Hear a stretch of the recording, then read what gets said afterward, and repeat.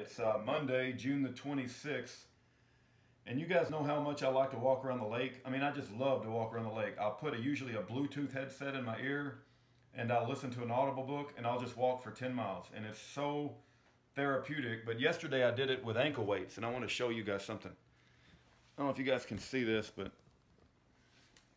you guys see that on my foot? It is absolutely killing me. And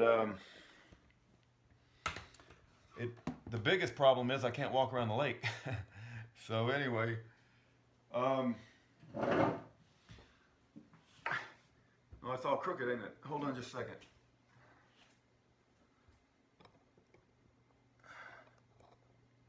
Hopefully that'll work. Not so crooked. All right. Anyway, you know, before, it's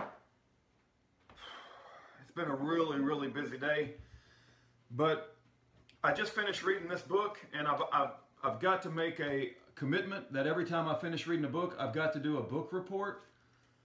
Otherwise, I just will never get around to it. And so I did finish reading the book, and this one does not have Audible, and so that means that I've got to you know, sit down at night and read it, because I like to do multiple things at the same time. You know, it's preferable that you got a book where you can listen to it while you're walking or exercising, and you feel like you're getting multiple things done at the same time, you know. But this one, because it didn't have Audible, I actually had to, you know, but I try to do a little bit every night, right, before I go to bed. So this book, I would say, goes along with this book, which I did a book report on previously, right? This is J. Patrick Shannon, the Montana Freeman. And then now that I finished this one, which is One Freeman's War in the Second American Revolution by Mark Emery. You guys see that? This is the one I'm going to do a book report on, but I'm going to read this one next. It's like volume 2. It's How I Beat Satan and the IRS by Mark Emery, right? And then I would say also that goes along with this is there's a interview that Mark Emery just did with Dan Peterson. Dan Peterson is another Montana Freeman that's on the outside, and Dan Peterson knows Russell. Mark Emery knows Russell. We don't know where Dana is. Dana is Russell's wife. I've been banned from speaking to Russell ever again. I don't know why. I didn't break any rules whatsoever. The warden is just an absolute reprobate. I'm very mad at the warden, to be honest with you. But so not only these 3 books, but you got to go listen to that interview that Mark Emery did with Dan Peterson. It's a very well done interview, and I've listened to probably 40%, 50% of it. I've got to listen to the rest of it as I get time. And then what else? Oh, the website, onefreemanswar.com, and it's M-A-N, not M-E-N, onefreemanswar.com. And go check out his Mark Emery's website, and he's got seminars and webinars and everything else. But this is going to be like my state of mind after reading this book, okay? It's just going to be me sharing with you the thoughts that come to mind after reading this book, because I didn't know what I was getting into. And you guys know the sovereign citizen movement. I got friends that might consider themselves sovereign citizens, or other people would consider them sovereign citizens. Brady, I don't know if he considers himself a sovereign citizen, but Brady, you know, knows a lot about the law. He has a specialty. He's the one who created the website, Kent Hovind is Innocent, and I went through, you know, all of that with you guys. But Brady is very knowledgeable about sovereign matters. Alfred Adask is another one. But, you know, I was in a discussion with Jan Dyer. Jan Dyer is the mother of Marine Sergeant that is spending 30 years in prison for a crime he did not commit. They said that he raped his daughter, but there's no evidence of that whatsoever. And he was railroaded because he was a Christian patriot. There is no evidence. I hope you understood what I said. There is no evidence that he did that. There's no DNA. There's no circumstantial evidence. The only thing Charles Dyer was convicted on is the say-so of the child that was 8 years old, and she was coached by a viciously vindictive wife that was upset that Charles was in a new relationship.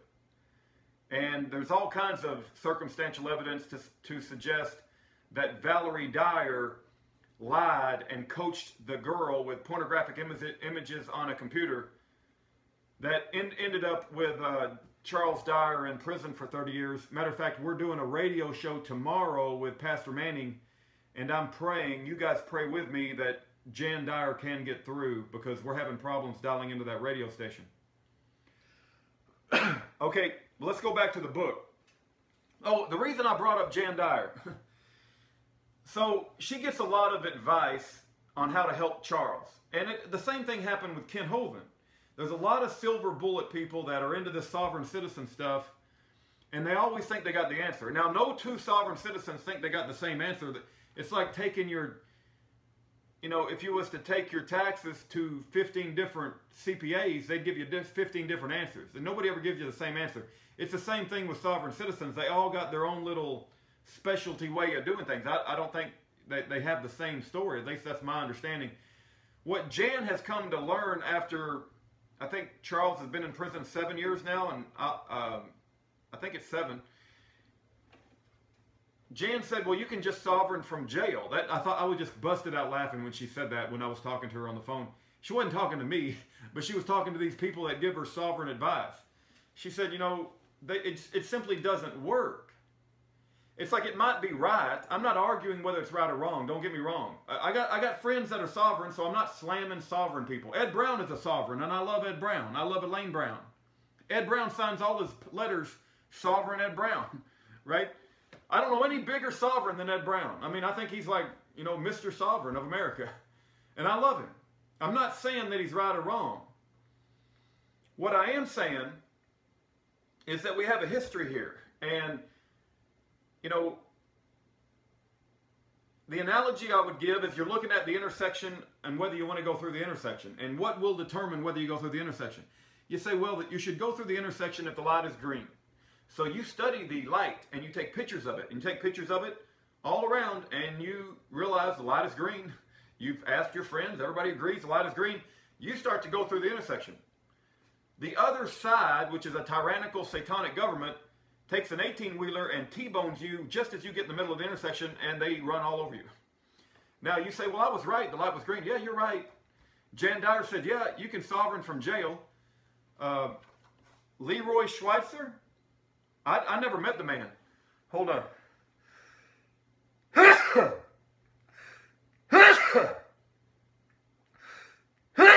Dang. Wow. Leroy Schweitzer. I never met him, but everything I read about him, he was well respected on being some sort of genius with law. He set up his own township. They set up their own separate way of doing things away from the United States government.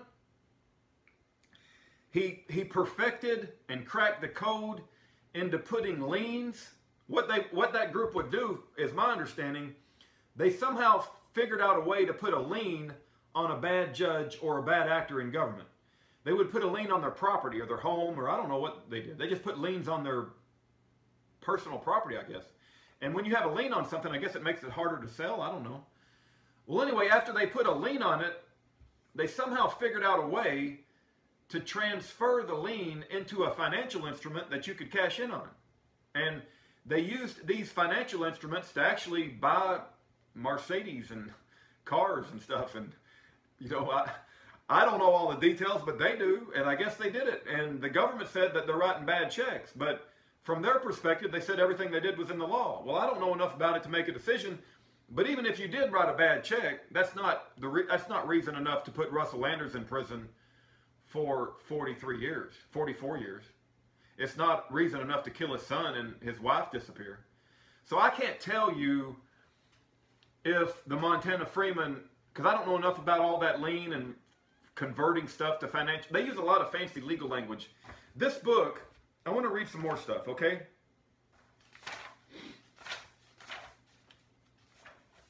Hold on. Okay, this is page 1, introduction. I'm just going to read the first paragraph. This book tells the true story. Now, it was written by Mark Emery, but he said he changed the names of some people. I got a feeling that Rex Freeman, which is the main character of this book, is Mark Emery. Okay? This book tells the true story of an average, hardworking truth seeker who could not sit quietly and allow the fraud and abuse of power he was witnessing to continue without saying or doing something about it. So the book is based on actual experiences and substantive events.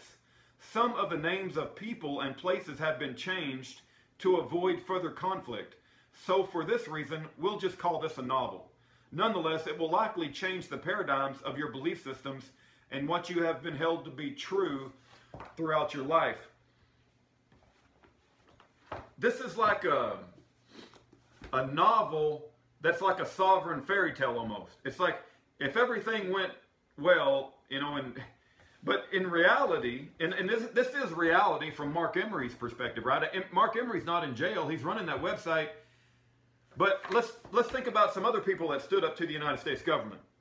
Where did Leroy Schweitzer end up? Leroy Schweitzer, I think, was killed in ADX Colorado Supermax. He was tortured to death. Probably. I believe that. But he definitely died in prison. And prison itself is enough torture to me. Gordon Kahl. Gordon Kahl, his son is spending his life in prison. I just communicated with Yori Kahl today, and I plan on asking Yori Kahl a lot of questions, and I'm going to put out a lot of information on Yori Kahl, assuming I can develop a relationship with him. But Gordon Kahl there was a manhunt for him, and it's believed that they cut off his left hand. He was screaming in pain, but that wasn't enough, so they cut off his right hand. They cut off both feet, and they tortured him. They were cutting off all his limbs when they finally got a hold of him after a horrific shootout where many federal agents had been given the go-ahead to kill him, and they laid down a tremendous amount of firepower. And I guess they went inside the bunker. I don't know if it's a bunker or some sort of farm place. But when they failed to kill him, after laying down all this firepower, I guess, you know, thousands of bullets, and I don't know, you have to understand the story. I guess he killed the sheriff when he came into place. I need to educate myself more about Gordon Kahl. But after they finally got him, they cut off all his hands and legs and burned the body. It's a horrific horror story, is what it is. That is covered in that interview where Mark Emery interviews Dan Peterson, right? And you need to listen to that. That's a good interview. Mark Emery is a good guy. The guy who wrote this book, I have a lot of admiration for him. But he's on the same path as Gordon Kahl, and we know what happened to Gordon Kahl. He's on the same path as Leroy Schweitzer. He's on the same path as Russell Landers. And, you know, Schaefer Cox is in prison, and he was doing that common law stuff there for a while, holding his own trial and stuff like that. We know that Ed and Elaine Brown are in prison. They tried to torture Ed Brown. Lonnie and Karen Vernon are in prison. So you say, well, all those people are in prison. What's your point? The point is that anybody who decides to be a sovereign citizen better be prepared to die. I'm already prepared to die, and I don't necessarily consider myself a sovereign citizen. I consider myself a free man. I don't know how. You know, like the downside for when I consider whether I want to be like Rex Freeman or Mark Emery or, you know, like this book says, it's like it takes too much effort to like study all this law. And you say, well, you're a lazy son of a gun. It's like, no, I'm not lazy. I don't consider myself a lazy man. I got a lot of work. From the time I wake up to the time I go to bed, I'm trying my best to put out videos and do things for our prison ministry. But if I'm going to go like cut off all that effort and go dedicate myself to studying law, you know, it's like I'm not going to be able to live my life the way I want to. I got to become a special. I don't want to be a lawyer. I consider lawyers like the spawn of Satan. I've never, you know, other than maybe Jeffrey Winehouse's lawyer, I've never met a good lawyer. Even, who's that lady? Orly Tates, who I thought was a good one. She ended up being a sellout when it comes to the birth certificate issue. She's supporting Trump. Trump sold out the birthers. She was the queen of the birthers. I'm not bad-mouthing sovereigns, and I have a lot of respect for Mark Emery, who wrote this book about Rex Freeman, and he called it a novel. But it's actually a true story, probably about the life of Mark Emery. As you go through this book, you're going to learn a lot of resources, and it's going to talk about, I believe it brought up Jack McLamb. It talks about, you know, his experiences throughout life and how he came to the belief system that these sovereigns are right. But you can tell that he became very educated and experienced about law and sovereign law, and comparing it with biblical law and comparing it with federal law. And it's like, he's got a website that he set up called onefreemanswar.com, and he sells seminars. What, you know, stop everything you're doing and come to my seminar and we'll share all this information. And like, I just don't got the time. I barely had time to read your book, much less. And also, I've never been inclined or interested in studying in detail all this legal junk.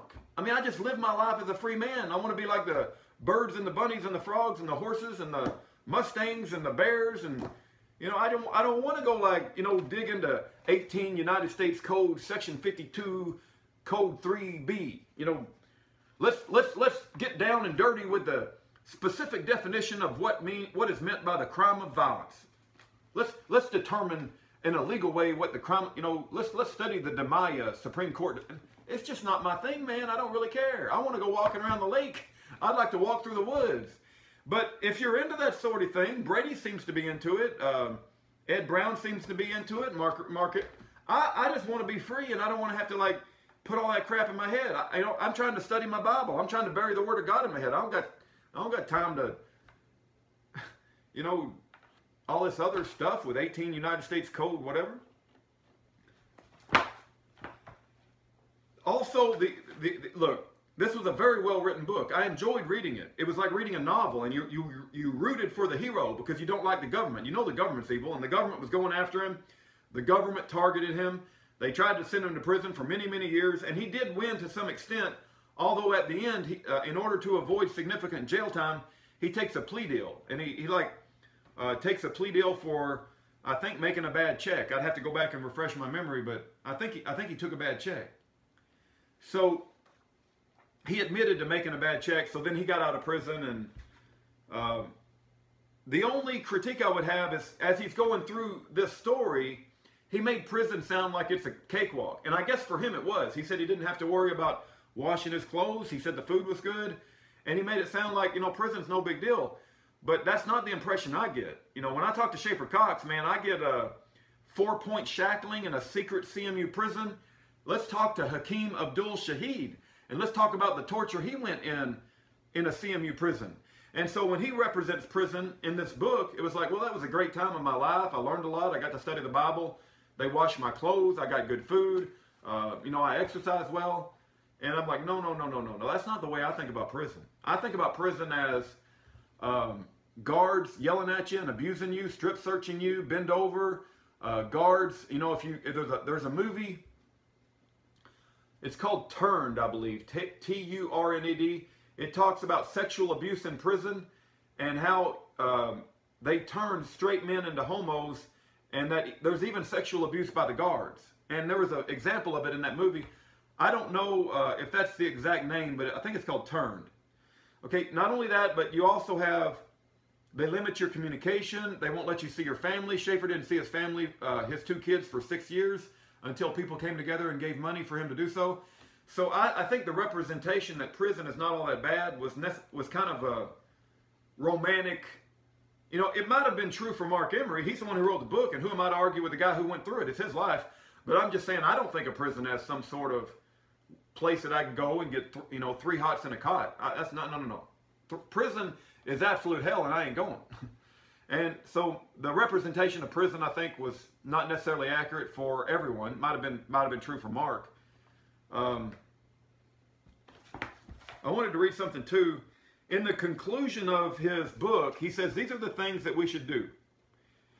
And he is a Christian, right? As a matter of fact, if he says at the very end of his book, on the very last page, he says, "All glory and honor to my Lord Jesus Christ for making my life, this book, and the thought of redemption possible." So he is a brother in the Lord, right? I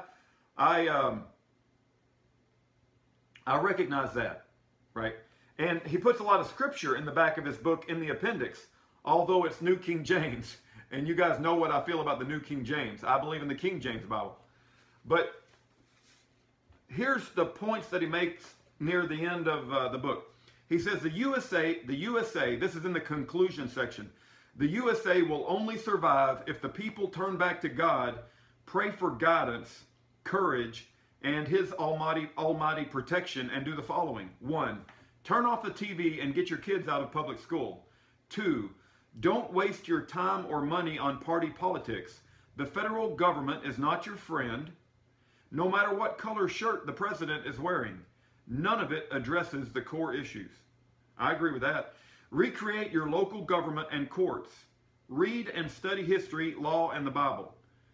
Get off your duff. Get involved and get others involved in restoring our heritage and law processes. Take control of your local government, working directly with your local sheriff. Understand who you are under God and separate yourself from the corporate democracy known as the United States. Breathe new life into the de jure, organic republic of the United States of America. You know, Ed Brown talks about organic law all the time too. In addition, they tried to gas, with poison gas. They tried to gas Ed Brown to death. He's going to be in prison. He's been sentenced to death by prison, and his wife.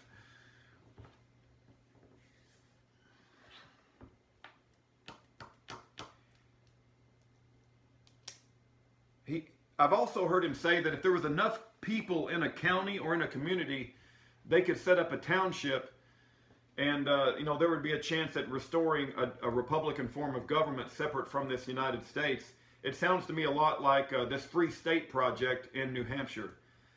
So I enjoyed the book. I respect Mark Emery. I consider him a brother in the Lord. I wish he would use King James Bible version instead of New King James, but you know, that's not a showstopper. I'm going to read his second book, How I Beat Satan and the IRS. I've said he's got a newsletter. If you go to onefreemanswar.com, he's got a newsletter and you can sign up. He makes it, you know, he has done pretty well for himself as far as avoiding being tortured and burned to death, and he hasn't had any hands or legs cut off like Gordon Call. But his experience isn't the same as other people who have gone down the road he's gone down. It's possible that we may see Mark Emery being targeted even more as he gets more and more popular, right? And he has a lot of talent. It takes a lot of talent to write this book. It takes a lot of talent to write this book. It takes a lot of talent to set up the website he set up, and plus he's got a newsletter. And if you listen to him conduct the interview with Dan Peterson, he does a very good job at conducting the interview. He does his homework, and he's on top of his game.